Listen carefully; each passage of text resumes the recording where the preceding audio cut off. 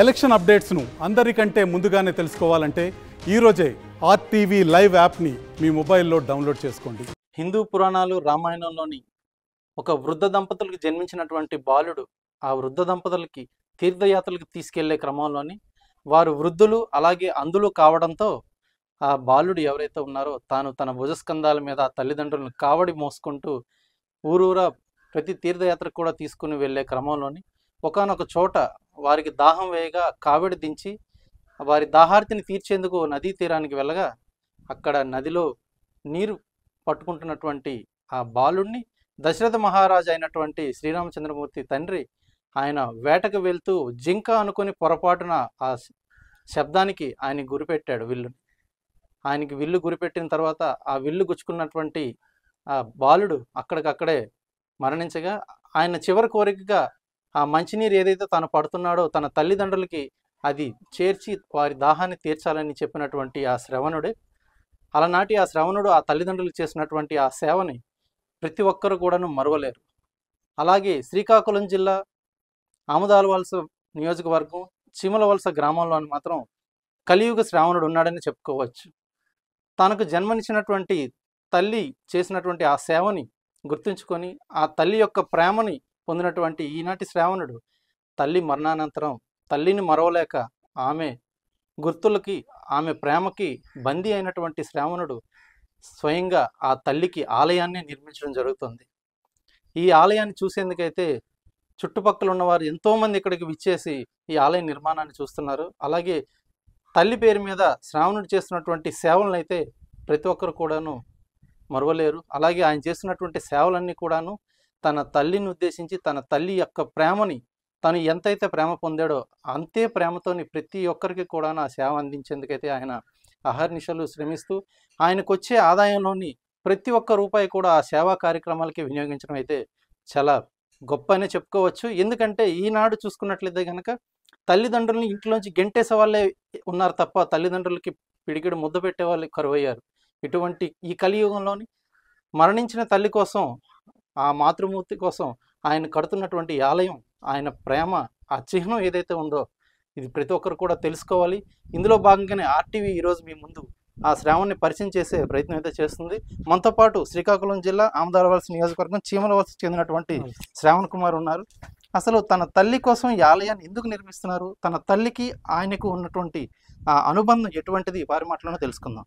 శ్రావణ్ గారు, ముందుగా మీకు అడ్వాన్స్ మదర్స్ డే శుభాకాంక్షలు. అసలు తల్లి మనకి జన్మనిచ్చింది, లేదా తల్లికి తన బాధ్యతగా తను మనల్ని పెంచింది, ఏదో చేసింది అని అనుకునేవారు చాలామంది ఉన్నారు. అలాగని తల్లి ప్రేమను తక్కువ చేసినట్టు కాదు, తల్లి ప్రేమకు మించిన ప్రేమ లేదు.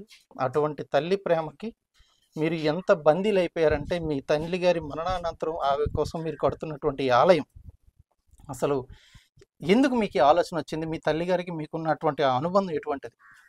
ముందుగా ఆర్టీవీ ప్రేక్షకులకి మాతృ దినోత్సవ శుభాకాంక్షలు. నా పేరు సనపుల శ్రావణ్ కుమార్, మాది చీమలవలస గ్రామం, ఆముదాలవలస మండలం, శ్రీకాకుళం జిల్లా, ఆంధ్రప్రదేశ్, భారతదేశం. అయితే మా మదర్ 2008లో చనిపోవడం జరిగింది.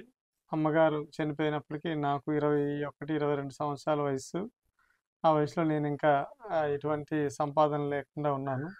కాలక్రమేణా గడిచే కొద్దీ మా అమ్మగారికి అమ్మ ప్రేమని మిస్ అయిన, అంటే అమ్మ కోసం ఏం చేయాలని కొన్ని సేవా కార్యక్రమాలు చేయడం జరిగింది.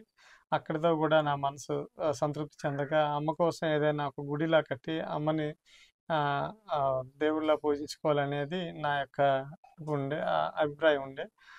కాలక్రమేణా అది నేను గుడి అని అనుకున్నాక నా వ్యాపారం కలిసి రావడంతో ఇది నా ఒక్క అమ్మకే కాకుండా ఈ సృష్టిలో అమ్మ స్థానం చాలా గొప్పది.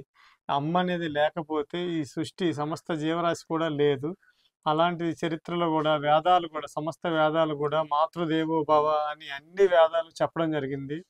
ప్రత్యక్ష దైవం అమ్మ. మనకి ఒక బిడ్డ జన్మనిచ్చిన తర్వాత ఆ అమ్మ ఒక బిడ్డని జన్మనివ్వడానికి అమ్మ పడే కష్టం మనం వర్ణనాతీతం. అది ఇంతవరకు మనం ఏ రకంగా కూడా కష్టాన్ని మనం చెప్పలేము. అలాంటిది సమస్త సృష్టిలో కూడా మెయిన్ ఏకైక దైవం అమ్మ అని భావించి ప్రతి అమ్మ స్థానానికి ఒక చరిత్రలో శాశ్వతంగా నిలిచిపోయే ఆలయం కట్టాలి. మా అక్క అమ్మగారికే కాకుండా ప్రతి అమ్మ స్థానంకి ఈ యొక్క దేవాలయాన్ని నేను గుర్తుగా ప్రతిబింబించేటట్టు నిర్మించదలుచుకున్నాను. అందుకే ఇది ఏ బిడ్డ అయినా కూడా మనకి చిన్నప్పుడు అర్థం కాదండి. మనం ఎలా వచ్చామో మనం ఈ భూమి మీదకి అర్థం కాదు. మనం పెరిగి పెద్ద అయిన తర్వాత, మనకి పెళ్ళి అయిన తర్వాత, మనం మన భార్యగా ఆ గర్భంతో ఉన్నప్పుడు ఆ ప్రాసెస్ని అంతా మనం అర్థం చేసుకుంటే, అమ్మ మన ఖండానికి ఇంత నరకం చూసిందా, ఇన్ని ఇబ్బందులు పడి ఆమె ఈ ఇబ్బందిని కూడా తన ఎంత సంతోషంగా, అంటే అసలు ఇంత శ్రమ పడినా కూడా ఆమె మొహంలో ఎక్కడా కనిపించకుండా ఆ బిడ్డని చూడగానే ఆ కాలకోట విషం తాగినంత కష్టము, అంత కష్టపడి కూడా ఆమె చిరునవ్వు చిందిస్తూ ఆమె బాధను మర్చిపోయి ఆ బిడ్డని నిస్వార్థంగా ఒక జీవి, అంటే ఒక మనిషి కానీ ఒక జంతువు కానీ ఆ జీవితం మొత్తం మీద మన కోసం ఎవరైనా నిస్వార్థంగా ఆలోచించారంటే అది తల్లిదండ్రులే. ఎస్పెషల్లీ చరిత్రలో అమ్మకి ప్రత్యక్ష దైవం అని చెప్పడానికి రీజన్ అదే అండి. అది డబ్బు అనేది శాశ్వతం కాదండి. మనం ఉండేటప్పుడు మన భగవంతుడు మనకి ఇంత మంచి జన్మించినందుకు మన చుట్టూ ఉన్న సమాజాన్ని కానీ, మన చుట్టూ ఉన్న బాధ్యతలు కొన్ని ఉంటాయి. మనిషి పుట్టాక ఆ సమస్యల పట్ల స్పందించే తీరు కానీ మనం అది కావాలనుకుంటే వచ్చేది కాదండి. తల్లిదండ్రుల యొక్క ఆ ఆశయాలు, ఆ ఆశయ సాధనలో నేను మా ఫాదర్ చేసే సేవా కార్యక్రమాల నుంచి సమాజానికి ఏం చేయాలి, మనం ఏం చేయాలని ఆలోచించుకున్నాం. అలాగే అమ్మగారికి ఆలయం కడదాని తర్వాత నా వ్యాపారం బాగుండడం వల్ల ప్రపంచం గర్వించదగ్గ అమ్మ దేవస్థానం, అమ్మ ప్రేమ ఎట్లయితే అనంతమో ఈ యొక్క టెంపుల్ని నా గుండెలో, అంటే ఒక దేవతగా కొలిచిన అమ్మ ప్రేమ ఎలా ఉంటుందో అంత అద్భుతంగా తీర్చిదిద్దాలనే కోరికతో ఈ యొక్క గుడిని సంకల్పించాను. దీనికి లక్షలు అవుతాయా, కోట్లు అవుతాయా అనేది నేను ఆలోచించలేదు. భగవంతుడు నా వ్యాపారం కలిసి వచ్చినంత వరకు ఒక గుడేనే కాకుండా కొన్ని వందల గ్రామాల్లో ఈరోజు నిస్వార్థంగా ఒక వ్యక్తిగా నేను సేవ చేస్తున్నా అండి. ఇది మా అమ్మగారు మా అమ్మ నాన్నగారు నాకు ఇచ్చిన మానసికంగా నాలో కలిగిన, అంటే వాళ్ళ జీవించే జీవన విధానాన్ని బట్టి నేను నేర్చుకున్న సంస్కారం అని చెప్పుకోవచ్చండి. అయితే మీ చిన్న ప్రాయంలోనే 21 సంవత్సరాలు అంటే పూర్తిగా పసితనం కాదు, అలాగని మెచ్యూరిటీ అంత ఉందని కాదు. అటువంటి ఆ సమయంలో అమ్మ దూరం అయిన తర్వాత మీకు ఎట్లా అనిపించింది? అలాగే అమ్మ దూరం అయిన తర్వాత అసలు ఈ ఆలయాన్ని నిర్మించాలనే ఆలోచన మీకు ఎప్పటి నుంచి కలిగింది? అమ్మ దూరం అయిన ఏజ్ నాది మంచి టీనేజ్ అండి. అందరితో సరదాగా ఆడుతూ పాడుతూ తిరగాల్సిన ఏజ్. అప్పటి వరకు అందరిలాగే ప్రతి అమ్మకి తన బిడ్డలపై ప్రేమ ఉన్నట్టుగా మా అమ్మ కూడా నన్ను అంతే అల్లారు ముద్దుగా చూసుకొని పెంచుకొని అట్లా, అంటే అమ్మున్నంత టైము అమ్మ తాలుగా అనుభూతిని, అంటే ఆమె అందిస్తున్నది కానీ నేను అంతగా ఆస్వాదించలేకపోయినాను. తర్వాత అమ్మ దూరం అయిన తర్వాత అనిపించింది ఆ అమ్మ ప్రేమ తాలుగా విలువని మనం ఏం చేసినా కూడా ప్రపంచంలో మళ్ళీ పొందలేము అని. అయితే అమ్మ ప్రేమని చరిత్రలో చిరస్థాయిగా నిల్చోవడం కోసం అని చెప్పి నేను ఒక దేవాలయం కట్టాలనుకున్నాను. అలా ఆలోచనలకి రూపుదిద్దుకున్నది ఈ దేవాలయం అండి. దీన్ని కంప్లీట్ కృష్ణశిలతో చరిత్రలో నిలిచిపోయేటట్టు కొన్ని వేల సంవత్సరాలు ఈ సృష్టి ఉన్నంత వరకు, సృష్టి ఎంతవరకు ఉంటుందో ఈ ఆలయం అంతవరకు ఉండేటట్టుగా దీన్ని సంపూర్ణ కృష్ణశిలతో పురాతన పద్ధతిలో సిమెంట్ వాడకుండా కరక్కాయి, తుమ్మబంక, కొబ్బరి పీచు, గండు సున్నము, తర్వాత ఇంకా కొన్ని ఇసుక ఇలాంటి మిశ్రమాలను కలిపి పురాతన పద్ధతిలో దాన్ని ప్రాసెస్ చేసి దీంట్లో వాడడం జరుగుతుంది. ఆ ప్రాసెస్ వల్ల ఏంటంటే మనకి రాయి ఎన్ని వేల సంవత్సరాలు ఉంటుందో ఆ కలయిక, ఆ మిశ్రమం కూడా దీని జాయింటింగ్ అన్ని వేల సంవత్సరాలు ఉంటుందండి. సో ఇది ఒక్కటనే కాకుండా మాకు ఇది ఒక ఆధ్యాత్మిక కేంద్రం. మేము చెయ్యాలనే దానికి ఇక్కడ ఈ అమ్మ దేవస్థానం నుంచి కొన్ని వందల వేల గ్రామాలకి ఎన్ని సేవా కార్యక్రమాలు చేయాలో అవి చేయాలని చెప్పి నా యొక్క ఆలోచన అండి. అమ్మగారి ఆశీస్సులతోనే అవన్నీ విజయవంతంగా నా ఈ జన్మలో నేను చేసుకుంటానని చెప్పి అనుకుంటున్నాను. ఇప్పుడున్న పిల్లలకి తల్లిదండ్రులు ఉన్న వారికి, తల్లిదండ్రులు లేని వారికి అసలు మీరు ఏమైనా చెప్పదలుచుకున్నారు? అంటే తల్లిదండ్రులు ఉన్న వారికి తల్లిదండ్రులను ఎలా చూసుకోవాలి, తల్లిదండ్రులు లేని వారికి ఆ అమ్మ ప్రేమ దూరమైన వారికి ఇంకేమైనా చెప్పదలుచుకున్నారు? ఒకటే అండి, ఏదైనా కూడా మన చుట్టూ ఉన్నంత టైం మనకు ఆ వాల్యూ మనకు తెలియదు. అది మిస్ అయినప్పుడు ఆ బాధని నేను అది మాటల్లో వర్ణించలేనంత మానసిక క్షోభను అనిపించాను.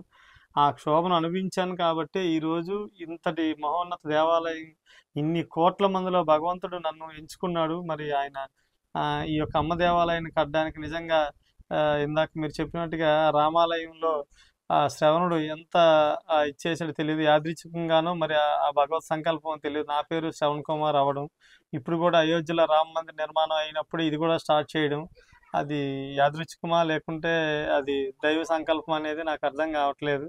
చిన్నప్పటి నుంచి కూడా అన్ని సేవా కార్యక్రమాల్లో పెరగడం వల్ల నా మనసంతా ఇటువైపే ఉంది.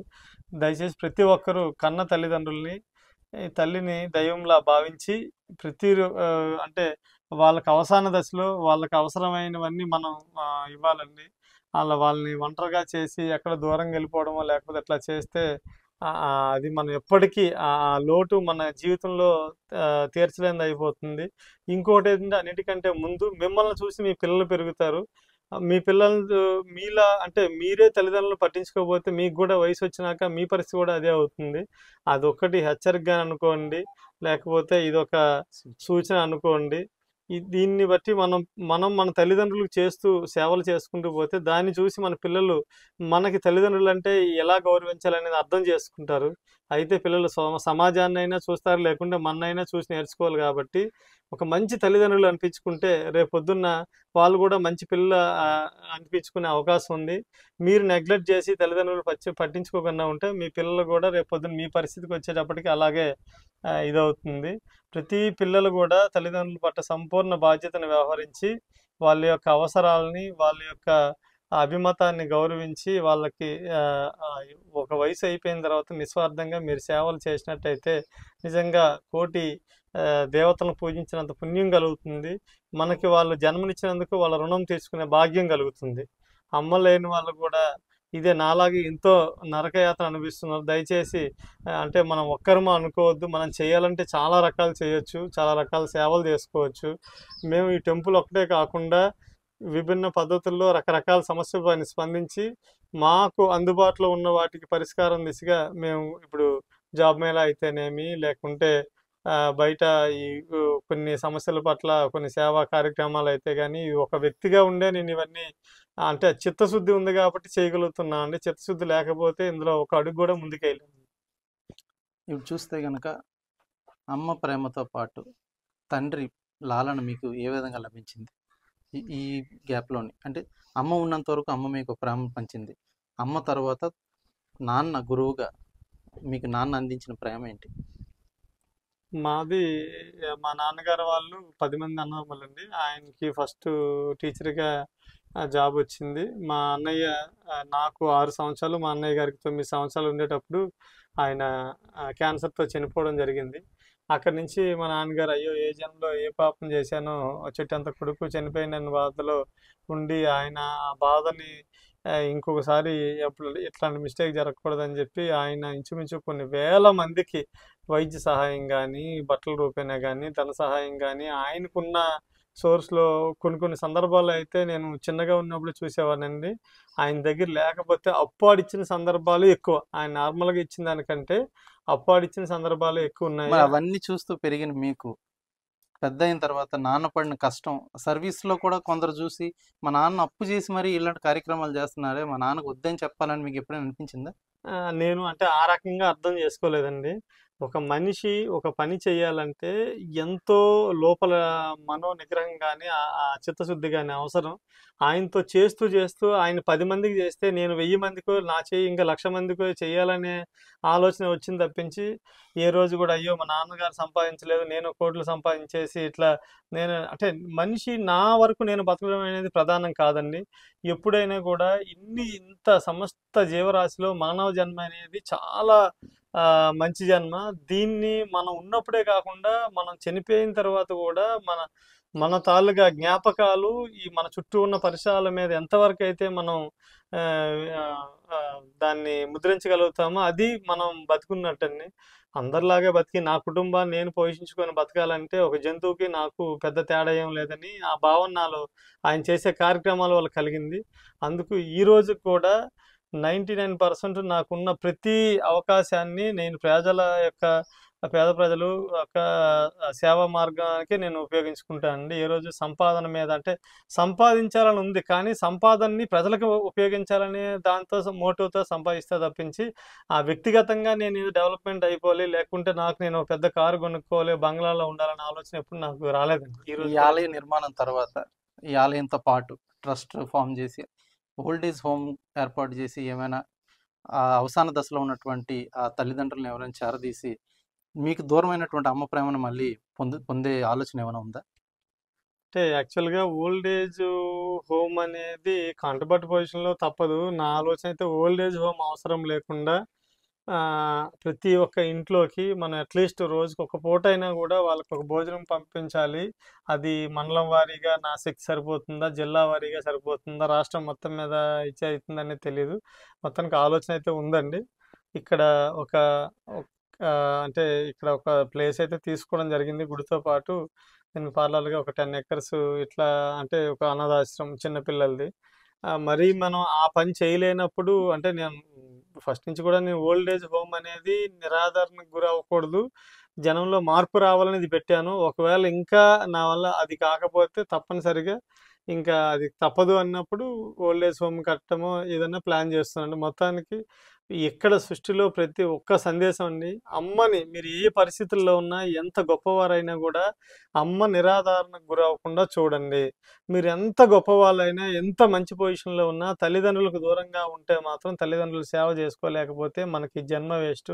అది కాకుండా మీ పిల్లలు మీ ప్రతి ఒక్క ఆ, ఆ, నడవడికను కూడా గమనిస్తున్నారు అనేది మాత్రం మీరు అబ్జర్వ్ చేయండి అనేది నా యొక్క సందేశం.